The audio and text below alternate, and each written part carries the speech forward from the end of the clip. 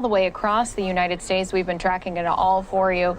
We've shown you some of those snow disasters that have been happening, not only on our west coast up in our Seattle area where they had a lot of ice and freezing rain, but we've also been down in Texas where they've been dealing with rolling power outages as well as more winter storms on the way. But it's going to be even more snowy conditions on the East Coast as well, as Philadelphia prepares for what they've gotten already this morning, and the region will continue to get even more winter mix overnight into our Friday. So let's go head on out to a live report thanks to Fox 29 Lauren Dugan. And Lauren, good afternoon. Thanks for joining us here. And I do want to just start with what you guys have been dealing with already and what you guys are going to be seeing tonight. Hi, well, good afternoon to you. It's around 5 o'clock here in Bucks County, Pennsylvania, and it is certainly a snow day. For anyone familiar with this area, we're in Warrenton, Pennsylvania. Highway 611 is just aside of me. Earlier today, I was talking with a snowplow driver, and he says that it is night and day this winter compared to what we saw last year. We only had one snow day this year, and this month, halfway through February, this is our fourth snowstorm so far this winter, this month. So what we're seeing right now, what we're dealing with, is a lot of snow piling up on top of each other. Here in Warrenton, Pennsylvania, they saw a little over 5 inches today. Other parts of the greater Philadelphia saw over up to 10 inches of snow. So that is certainly a lot for the snowplow drivers who are out there braving the elements. If you take a look at 611 just beside me, though, the roads are pretty clear. It's nothing that we haven't seen already. A lot of sloppy slush on the side of the road, but the big concern heading into tonight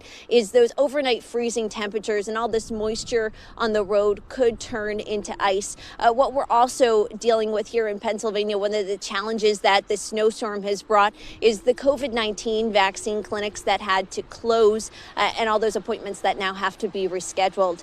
So it is certainly a messy situation here. The roads are definitely drivable as long as you are cautious, but we are expecting to see some freezing temperatures over tonight. And like I said, that's going to be the big challenge here in Bucks County, Pennsylvania.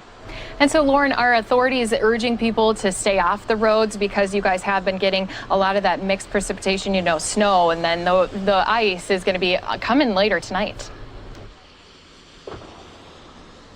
Absolutely. I think the common message from most police departments and emergency offices around Bucks County, as well as the rest of the area, is if you don't have to be on the road, stay home. I promise you, it is a cold, a rainy night right now. We have a little bit of light rain coming down. But yes, authorities and officials are absolutely urging people to stay off the roads. If you can stay inside, please certainly do that. And that is just going to make the plowing and cleanup that we now move into a lot easier for them. A lot of different towns were urging people who had their cars parked on the street to move it into a parking garage. Some parking garages, specifically in Doylestown, Pennsylvania, in Bucks County, opened their parking garages up for free so neighbors could move their cars into the garage while authorities and officials tried to deal with the cleanup and plow the streets.